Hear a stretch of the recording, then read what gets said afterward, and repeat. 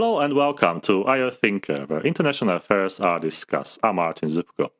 Today we're going to speak about a very interesting book, but not only book, but also the theory, a cross-cultural political theory that it's between the West and the East. And I'm always very happy to see the originality of research outcome that is in this book. So let's go through some contemporary Western democratic theory and some Confucian political theory with my expert today, Dr. Elena Ziliotti. Hi, Martin. Thanks for having me here. Elena Ziliotti is an assistant professor of ethics and political philosophy at the Delft University of Technology, and she works on comparative political theory, focusing on debates in contemporary Confucian and Western political theory and thoughts. So she wrote a book, and I think it's very interesting to go through because there is always that sort of division between the Western scholars and Eastern scholars, scholars from China, scholars from different Asian countries.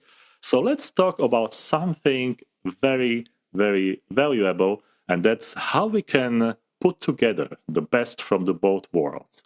So let's start with the first question, and that's how does meritocratic democracy differ from traditional democratic and meritocratic models of governments? And maybe, Elena, if you can explain what does meritocracy mean in your understanding and your research?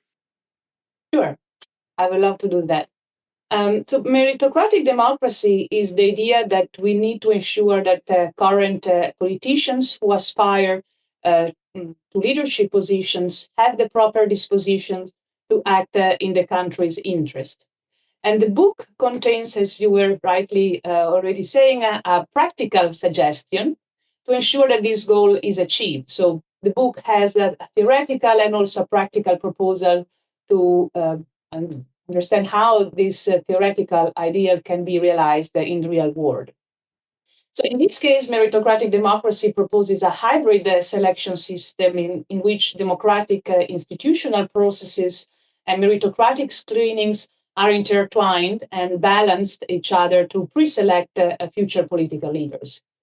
And at the end, the theoretical result, meritocratic democracy, is something unique compared to Western democratic theories and also so-called Confucian meritocratic model of governance. From traditional democratic models of government, we see new attention to the functions of political leader in democratic societies. And I think this is a very important contribution to the debate because we live in a democratic society in which political leaders have gained unprecedented amount of power and influence due to many different reasons and social and economic factors, also technological factors. But political leaders, interestingly enough, are not discussed much by Western democratic theories. And I found this quite interesting. Very different also from what is happening in so-called Confucian political theory, where traditionally there has always been a very strong attention for political leaders, their role and their functions. But by bringing in together insights from Western democratic theory and Confucian political theory, meritocratic democracy also contributes to and differs from meritocratic model of governments, primarily because it shows that defending meritocratic principle don't require replacing democracy with meritocracy. So meritocracy can be rethought as a way to strengthen democracy. Concerning the meaning of meritocracy, we can think of meritocracy as a distributive principle. How we get around to distribute certain kinds of goods, like, for example, job positions or places in higher educations, right? So meritocracy is a distributive principle that says that these goods have to be allocated to individuals according to specific criteria, such as individual skills or characters or performance. Now, this is the very general idea of meritocracy, and you can apply it to any sorts of good, right? It can be job positions, as I said, or any other goods. It can also be applied to political positions. For example, can be applied to positions in the legislature. So political meritocracy does exactly this. These scholars who defend political meritocracy think that the meritocratic selection criteria should be applied to the legislative composition. So meritocracy here becomes essentially very political because ends up screening the future political leaders. Can we say that meritocracy is understood in the same way in the West and in the East? Partly yes and partly no, I would say, especially because I would say in the East there is much more understanding of the debate in the West. So most of the scholars are very much aware of debates in meritocracy about meritocracy in the so-called West. Um, but one, uh, and I'm coming from my expertise in Confucian political theory, contemporary Confucian political theory, so there might be other possible answer that you can provide if you think of other intellectual traditions. But based on my expertise in Western and contemporary Confucian political theory, I would say that in the West there is much more attention when it comes to meritocracy, has a way of distributing goods like a job position in the private sector or higher education. But in the Confucian tradition, meritocracy has emerged more as a political principle, much more, I would say, than a distribution of goods. There are some concepts in your research outcome, especially in the book, that we should go through. And the first one is that sentence that got my attention, and that's democratic rule is epistemically superior to meritocratic forms of government. Can you explain what you mean by that? Yeah. So this is a little bit of a philosophical jargon. So I'm happy chance to clarify. Essentially, it means that under certain conditions, democracy can make better or more correct decision than a meritocratic form of governance, where the decision-making system is in the hands of political leaders, primarily selected based on their virtues and political expertise. So when you think of democracy or meritocracy from an epistemic perspective, you look at a political decision as something that is right or wrong, and not just based on the procedure that produced that decision, but also by certain independent standards. And not actually all academics agree. Some academics think that the decision can be right or wrong depending on how it has been achieved. But others, like me, think that procedural justifications are correct, but there is also um, value in thinking of the epistemic justifications of democratic decision making. And the gist of the argument in the book is that identifying and solving political issues in a modern pluralistic society require a full democratic representation and also participative mechanisms at the national level.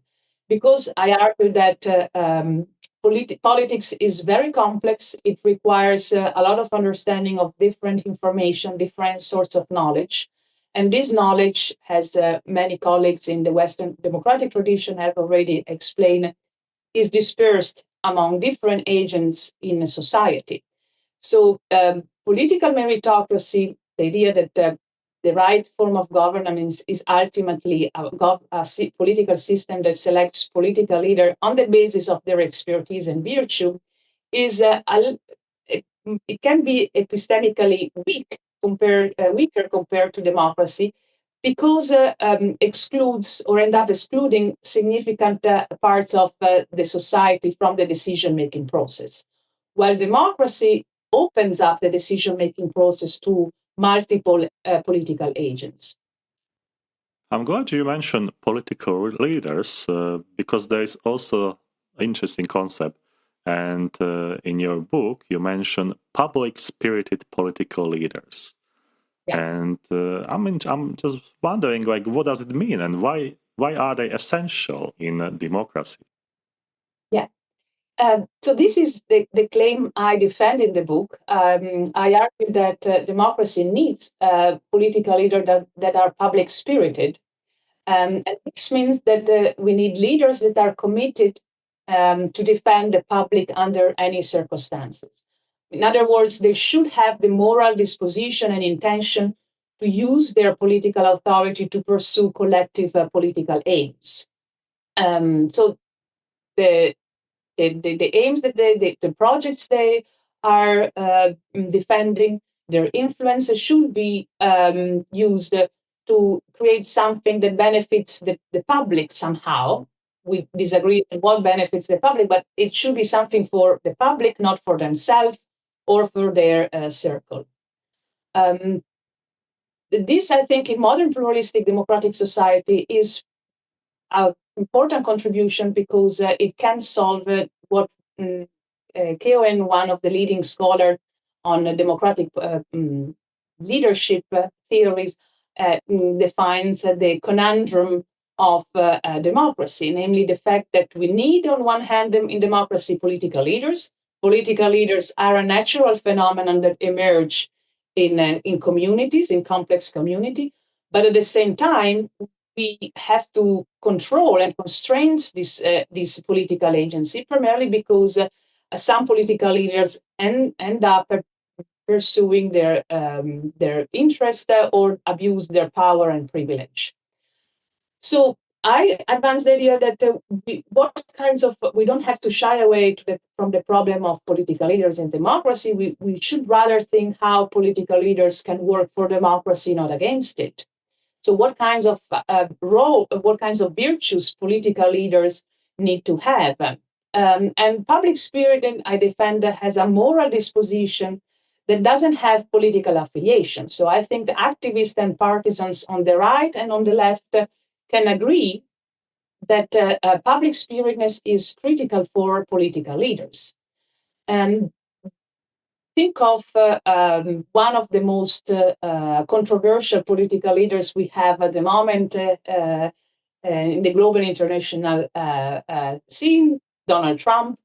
I think we disagree. So, supporters and critics of Donald Trump disagree on whether he's public spirited, whether he has at his heart the interest of the American people and maybe also the world. We don't really disagree on whether public spiritedness is important or not. We disagree on who is public spirited. So supporters of Donald Trump think that he's public spirited. The others are completely selfish and belong from elites and so on and so forth. While the critics think that he's not public spirited, he's a threat and so on.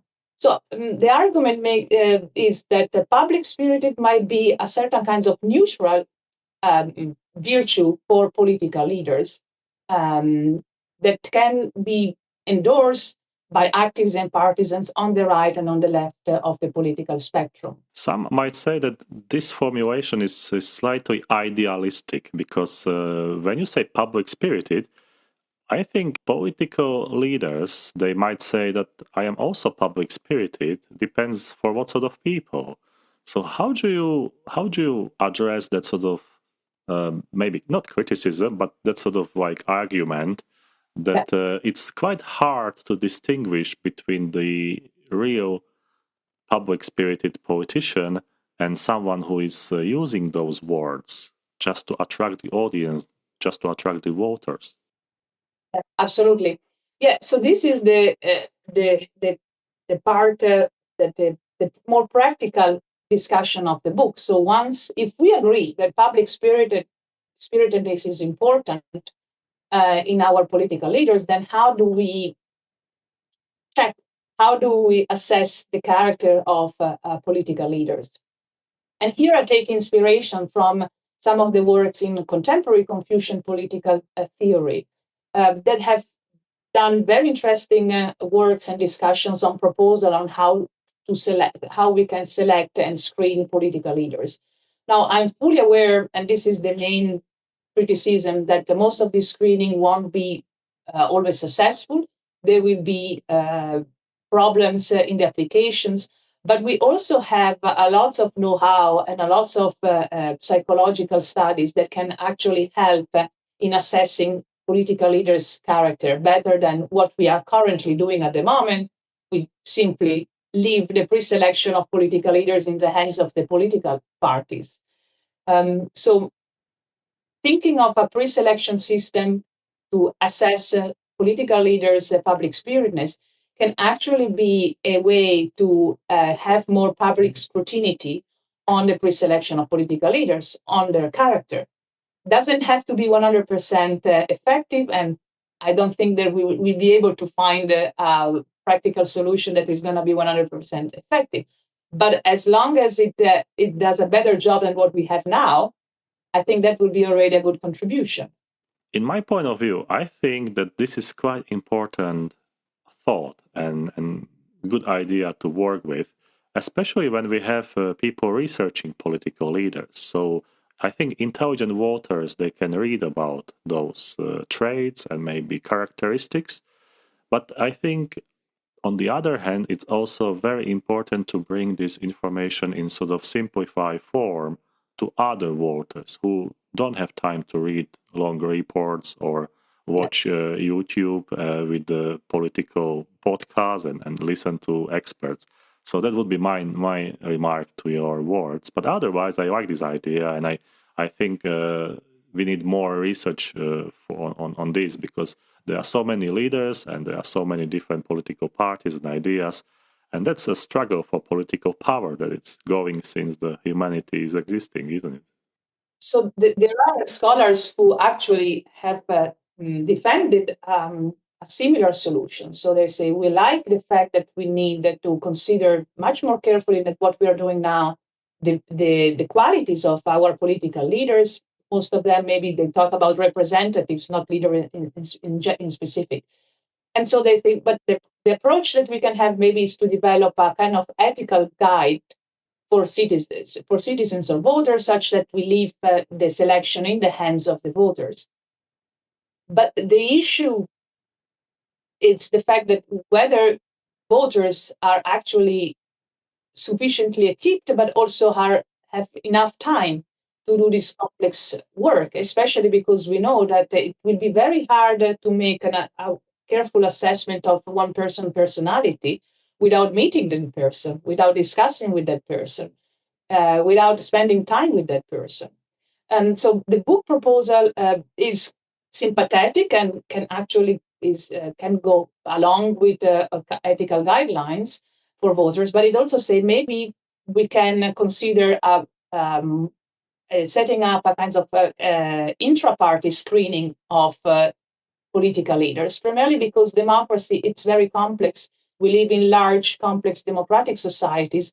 Citizens will already struggle to figure out the political agenda of the leaders running for election. So we have to be careful of not giving too much in terms of work to the citizens and voters, and maybe to delegate perhaps to partisans in political parties, because we know that partisans are very much interested and motivated to contribute in their political parties, and that's something that we can use to maybe have more scrutinies on the public spiritness of future leaders.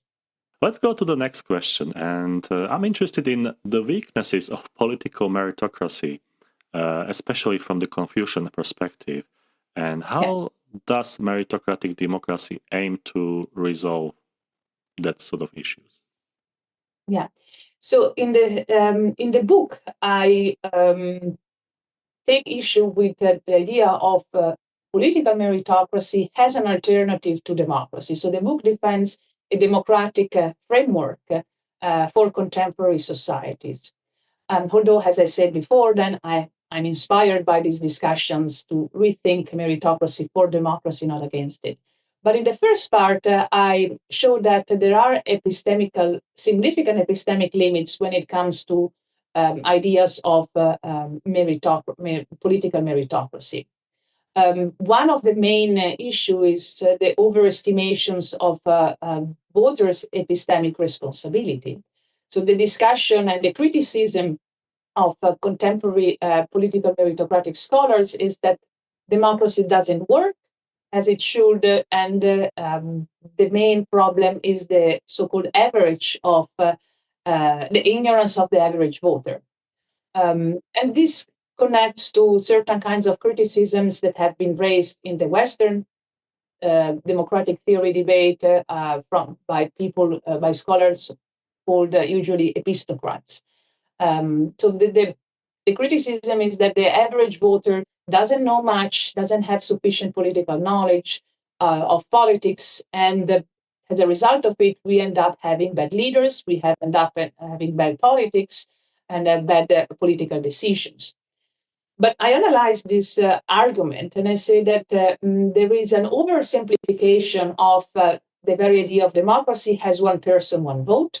So that ultimately, this criticism think of democracy as a system in which political decision depends absolutely only from a voter's choice or during election.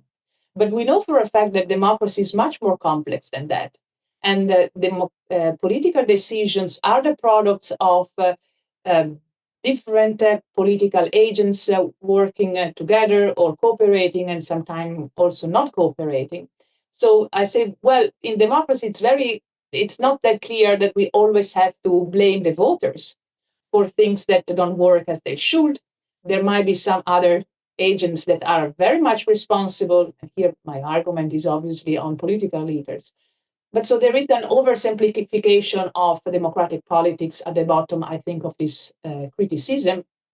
And this, I think, it applies to a so-called epistocratic justification of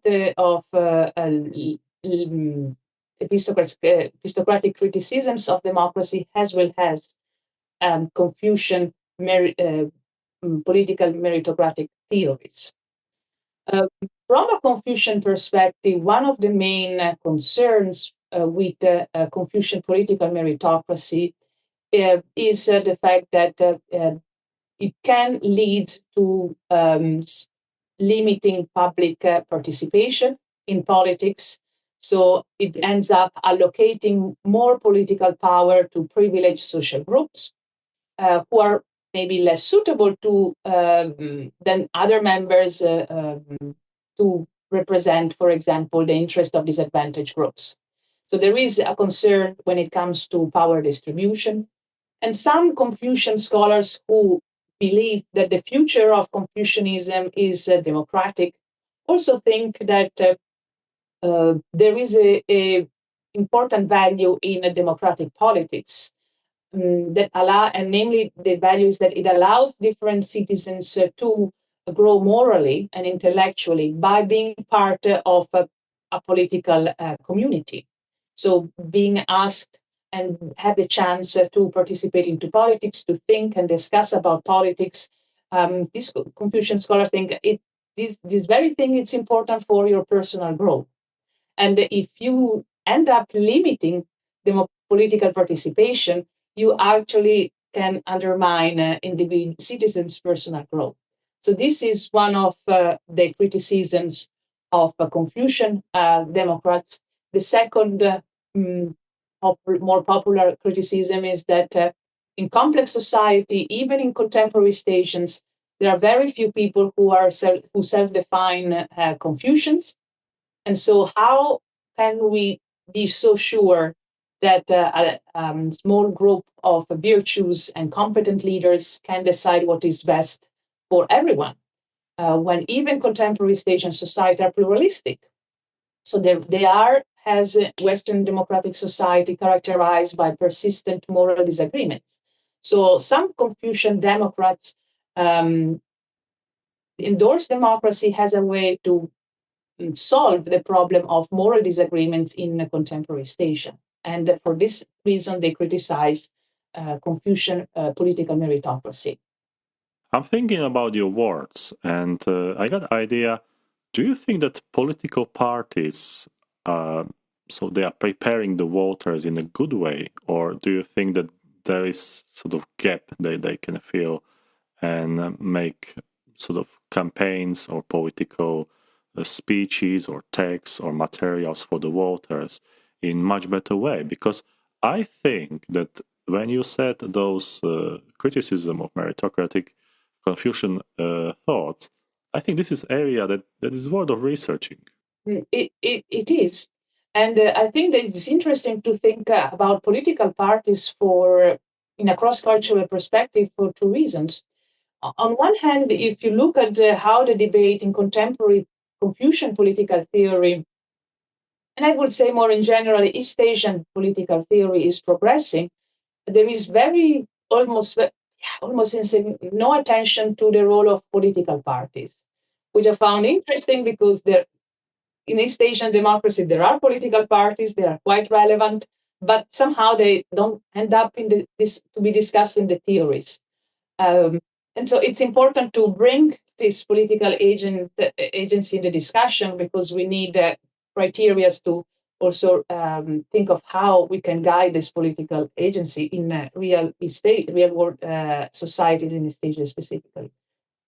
And on the other hand, if you look at debate in Western democratic theory, there is a very interesting discussion about political parties. And this is due primarily to the crisis of political parties in Europe and in North America, especially on the left side. We don't have this kind of comprehending political visions that we used to have decades ago. So political parties are good in identifying agendas when it concerns specific political problems, but not really good in proposing political visions to the voters. So here, I think there is one contribution that comes from the connection between these two debates, because meritocratic principle discussions about public spiritness can give a new purpose to contemporary political parties, specifically because we don't have these, as I said before, new political visions that can be proposed to voters and the public sphere. So why not think of public spiritness? Why not think about the kinds of political leaders we want to present to our voters during the election? The next question is, for me, a very interesting one, and I think also for many students. And I found this: democratic institutions are better suited than meritocratic forms of governments for achieving desirable political outcomes. Are they? And if so, why? So there is a discussion on what democracy as an ideal is and what democracy in real world how democracy in reality works. So those who, like me, who defend democracy against epistocracy in the West, in Western democratic theory, or Confucian political theory, meritocratic theory in East Asia, don't think that contemporary democratic societies are perfect. And of course, there are lots of issues and huge issues that we have to tackle. But this doesn't mean that we have to get rid of democracy. So the discussion is it's not really about whether democracy is working well at the moment. I think democracy is in crisis, and both those who justify democracy and the critics agree on that. But we disagree on the medicine. Those who still support meritocracy think that the way forward is to ensure that we can strengthen democracy. And when it comes to epistemic discussion, and here we go back to what we were saying before, so democracy is much more complex than one person, one vote. So if we have an issue with the so-called ignorance of the average voter, instead of limiting the political participation of the average voter, because they are ignorant, let's assume that, why don't we think of how we can strengthen their political knowledge? How can we help voters to become better in decision making? And so there is a lot of interesting discussion on whether the problem are the voters or, for example, the epistemic shortcuts, this is a jargon to say that, or the things that we have around that help us, that are there to support us to develop a political opinion. Think also how hard it is to have to develop an objective political view nowadays with such a polarized discussions on social media. Um, and the issue is that compared to more traditional media, social media, and they have less. There are less checks. There are less rules that regulate this media. So it's possible for political leaders to tweet or to send a message to many followers around the world that is completely that contains information that are completely false, right? So traditional medias were not perfect, we know that, but we are in a certain way, yeah, sailing in an uncharted sea when it comes to new forms of informations. And so that's a way where probably we can consider to strengthen the epistemic value of our democratic decision making, keeping our allowing voters to have better epistemic shortcuts, better source of information. The next concept that got my attention is about partisan juries. And it took me a while to understand what you meant, but I think it's a good time to discuss how your model of partisan juries might be implemented in the current political party systems, and maybe if you can explain partisan juries, what you meant and what this concept means in your research. Yeah, so this concept emerges in the more practical part of the book, where we have already discussed the importance of the quality of future political leaders. And we have already somehow come to the agreement that public spiritedness, together with other virtues, are crucial for political leaders, both from the right or the left political spectrum. So then the question that emerges is obviously how do we ensure that democracy has better chance to have public spirited leaders than what we have now? And here my proposal for a system of partisan juries arises. So the main question is who should be in charge of assessing the quality of future political leaders, if we agree that public spirited leaders are important for democracy. And one obvious option is to trust the political party leadership to screen the members running for office. And most of the time, this is what happens, right? So the party elite screens the leaders who will stand for primaries inside the political parties.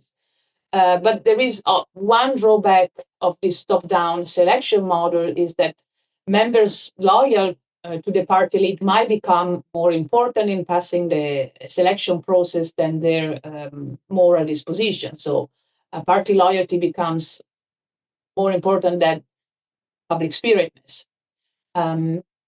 So one option, one better solution, I argue, is to establish partisan juries within the political parties. So think of a jury that should aim to control and scrutinize the candidates before they compete in intra-party democratic selection processes. So specifically, the partisan juries will seek to understand whether the candidate is public spirited and is aiming to pursue a political career, to use their power for society or for themselves, right? So what we are asking is to assess the public spiritedness and also a set of other second order virtues that I call cross-regime character traits and democratic character traits. So think of a jury within the party that deliberates us to deliberate. We can randomly select the members of the party, making sure that there is also oversampling of a minority. And we ask the jury to pre-screen So we don't leave this job to the party elite. That most of the time this is what happened, but we ask the partisans to pre-screen the candidates who are going to run for primaries. And what I want to stress is that my meritocratic proposal is not a way to replace primaries or replace election. It's a way to compensate, to complement primaries. So I pretty much support both parts. So a meritocratic pre-selection and primaries as well, and also deliberative experiments within the political party to ensure more partisans influence in shaping the party's agenda. So what would be the best decision mechanism for ending the discussions of partisan juries? Also a crucial question that I discuss in the book. I argue that in this context, probably we should ask for unanimity, because unanimity seems to be the preferable system, better than supermajority or majoritarian decisional rule, primarily because we have evidence that shows us that it can point the deliberation towards a collective search for truth rather than just winning, reaching most of the majority of the votes within the juries. And the reason why also we can be interested in partisan juries, the fact that there have been interesting work done on the ability of partisans to deliberate. And they show that actually uh, they are pretty good in small setting to deliberate together. And the reason is that it's true that partisans, as it happens, they will all have their preferences. So we know there are factions in political parties. But at the same time, partisans also share important premises. So they also have certain kinds of common beliefs. And we can consider, this is my proposal, to help the partisans in the jury system to deliberate with the best knowledge that we have about deliberation. We can consider to give allow them to have access to help, have the help of behavioral psychologists that can share insights, for example, on the personality of the character of the leaders. We can have also the moderators that are usually used in mini public to ensure that the persons deliberate and actually end up having a hostile conversation. So there is a lot of discussions and empirical study that has been done on mini public and deliberation. Why not using that know-how and knowledge to set up partisan juries? And the book proposes this idea, but it's also offers an invitation to political scientists to think deeply and test this idea further in practice, because the book is primarily a book of political theory. It's not a book of political science. And so there is no, but this is an empirical, practical proposal. So I argue that one way forward is actually to test and perhaps change and improve this idea of party juries, such that we know whether it can work and how maybe it can be modified to be more effective. How do you respond to critics who argue that adding meritocratic elements to democratic systems could erode the democratic principles of equality? And this is a concern, I think, of many scholars. Yeah, I think, yeah, this is an interesting question, but we should consider that political parties already pre-select our politicians, right? So they already select those who will run for primaries and an election. So an ethical screening of public spirit, public spiritness might make such pre-selection more democratic and open to public scrutiny than what is actually now. If we assume and if we believe that public spiritness is it's a common value in a democratic society. Um, so I don't think that there is a threat to the principle of equality here. I also, as I said before, I want to stress that meritocratic democracy goes beyond ethical screening. So the idea is to argue that such screening should be combined with primaries and deliberative forums at the party level, as well as at the national election. So it's a complex, I argue for a complex system where meritocratic ethical screening are just one part of it. Let's go to China and Singapore. Many people might say that these two are a good example to ask you a few questions about the meritocratic democracy and that sort of criticism of the government's models in these countries. On one hand, we say that Singapore aligns to democratic values, and China, we have slightly different opinions. So how would you address those two examples using your theory? Yeah. I actually discuss both examples in the book because, as I said, there have been scholars who argue that we do have real world examples of political meritocracy that are also successful. So this is not just an philosophical dream. It's also something real, they argue. And China is partly meritocratic, they argue, and so has been Singapore. So the book actually takes issue with this claim, and it argues that um, the reality is much more complex. When it comes to Singapore, I trace the development of democratic institutions and participation on the city island, and I show that since the 1980s, we could see a much more open decision-making process. And with this, I mean that the citizens have developed an increasing more influence in the decision making and also the ability to shape the government's agenda. And if that's the case, then that means that if we agree that the political outcomes of the Singapore political system are successful and greatly endorse them, then I think some merit should be also given to the Singaporean citizens. And I see this more as a collective project rather than just results that come only from the decision of a small group of political leaders. Doesn't mean that democracy is perfect in Singapore. For sure there will be room of improvement, but there has been an interesting trend in the city islands when it comes to democratization.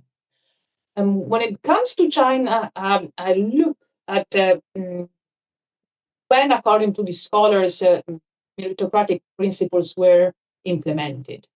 And most of these arguments looked at the time in which, in the post Mao era, where there has a lot of economic development, attentions to lift out of poverty, a lot of citizens. And from this perspective, from an economic perspective and poverty wise, they have been successful political decisions. Obviously, some critics say what there are environmental concerns, but let's bracket these concerns from a second. So, if we think of this argument carefully, this argument shows us that assuming that there was meritocratic pre-selection system at that time, it shows that political meritocracy can be a good political principle for developing country. But it doesn't tell us much about whether the same system can be good for developed country, for example, contemporary China, because the sets of political issues and challenges are quite different. And so even if we agree that there was meritocracy at that time, this won't be able to support the claim that China is a political meritocratic system and that therefore it's a successful example and so on and so forth, because China now is pretty much different from what was China in the 70s. Let's go to the last chapter of our interview, and that's that cross-culture dialogue. And I think this is fascinating and also complex and difficult to understand because primary, what do we know about China, about Confucian political theory?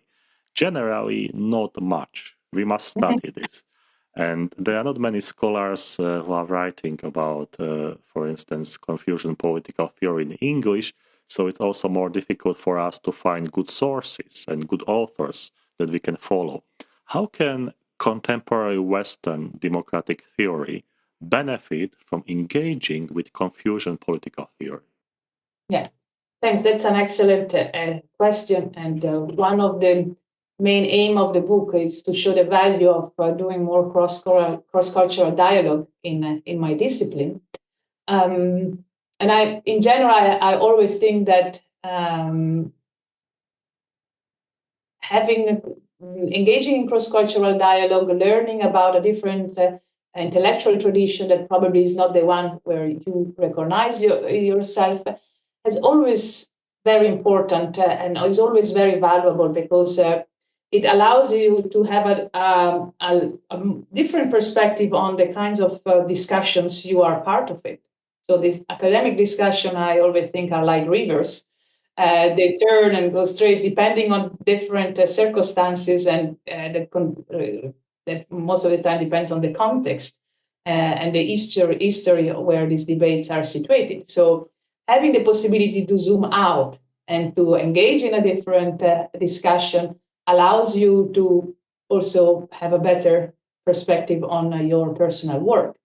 But when it comes to how contemporary Western democratic theory and the possible benefits that this field can have from engaging with Confucian political theory, I think the book shows that one key benefit is that we can understand the function of political leaders much better than we can do now. Primarily because, as I was saying before, the contemporary debate in Western democratic theory is not that much interested in theorizing the role and the functions of political leaders, even though we live in a situation in which political leaders have become a important and troubled, perhaps, political agent in our democratic societies. So engaging with this ancient, but at the same time dynamic and contemporary tradition, because we have a lot of philosophers and theorists who still are very much interested in bringing and transforming this Confucian tradition forward, allows us to have access to a very rich intellectual vocabulary about political leadership, political leaders, because political leaders have, for historical reason, perhaps been a very important topic in this intellectual tradition. So it can actually make us, ironically, because Confucianism never been very much democratic, if we think of its history, but ironically, it can be very useful for those who are at the moment doing democratic theory, in my opinion. But at the same time, if we look at the contemporary debate, the Anglophone contemporary debate in Confucian political theory, because obviously there is Confucian debates written in Chinese, in Mandarin, in Korean, or in Japanese. So I'm just looking at one among many very rich debates. But if we look at this contemporary discussion in English, we can see that there is a lot of, as we were saying before, discussions about possible way of selecting virtuous leaders. And this doesn't mean that we have to endorse, as I also don't endorse these top-down selections of political leaders, but that gives a lot of ideas about possible methods to safeguard the quality of political leaders. So I think that's another key contribution for a contemporary Western democratic theory that can come from the engagement with Confucian political theory. What do you think are the key challenges that we have when we want to bridge Western democratic theory and Confucian political theory? Because from my own perspective, when I'm researching the Asian political thought, I think the language is the main for me, but maybe you can speak about others. Yeah, language it's a key issue, but I would say that there is, we can try to learn others' language, but there is also, luckily, we have a lot of East Asian scholars that are perfectly fluent in English, and they are doing lots of amazing translations. And we have more East Asian scholars writing in English, and more Western scholars learning also East Asian languages. And so that's, I think, probably in the long term, that will be an asset.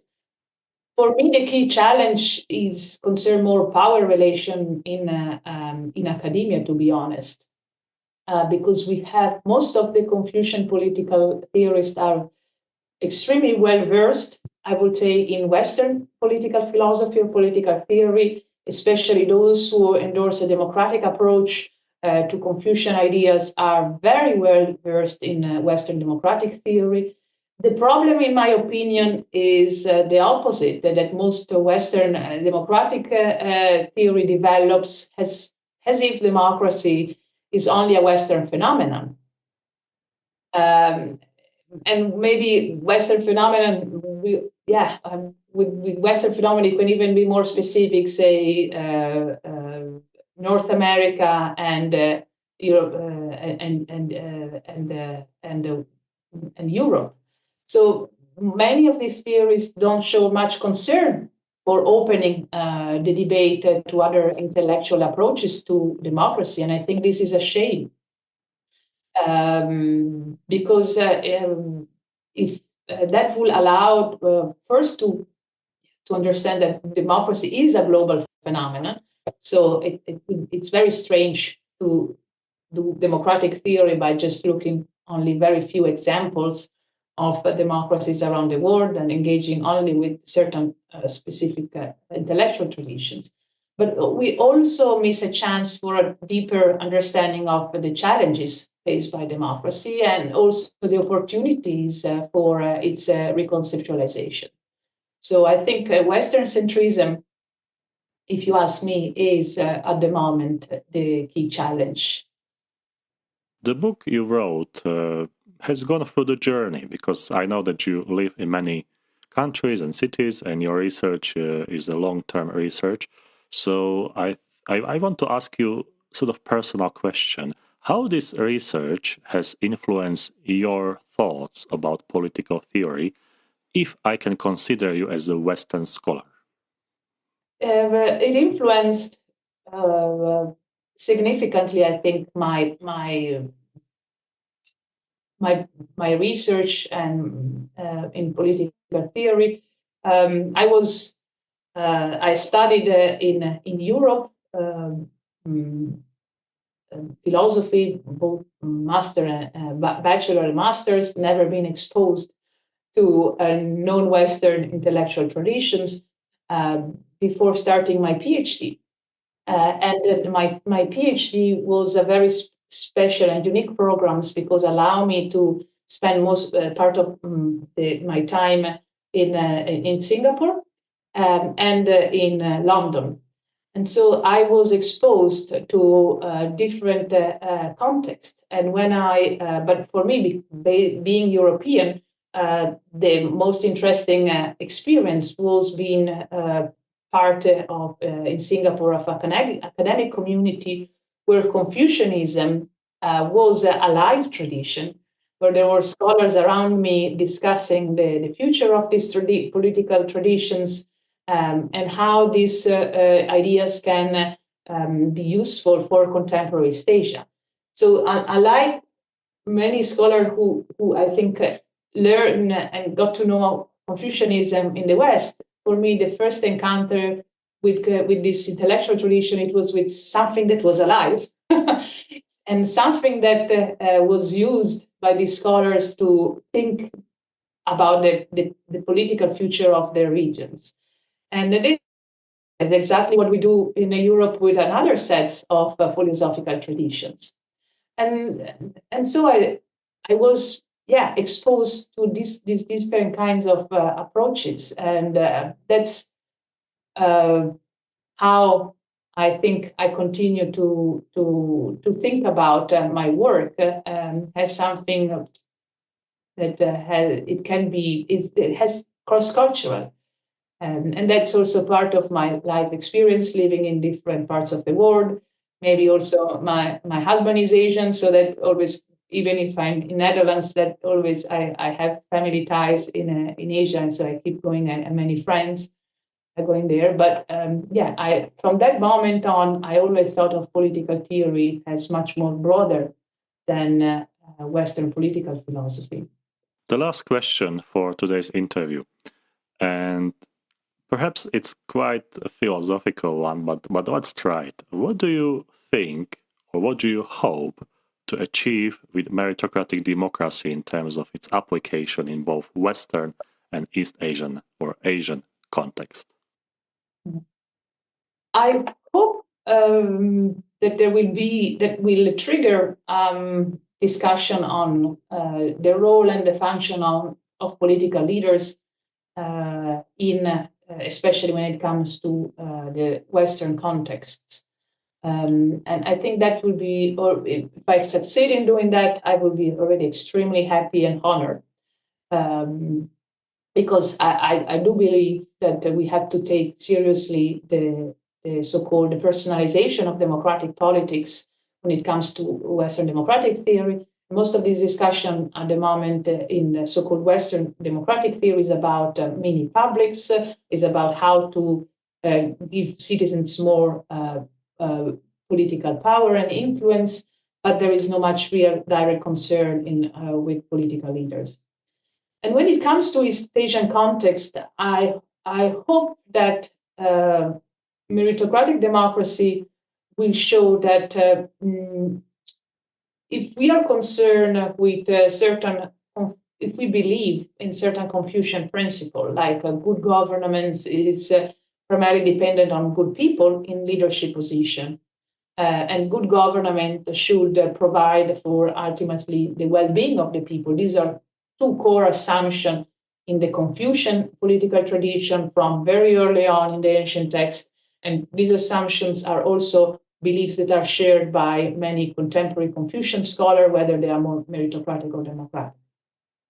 But I do believe, I hope that this book shows that if we endorse these two principles, at the same time, we can be open to democratic political system. So being interested in the quality of political leaders and effective government doesn't mean by default that we should limit democracy. The two things can go actually together.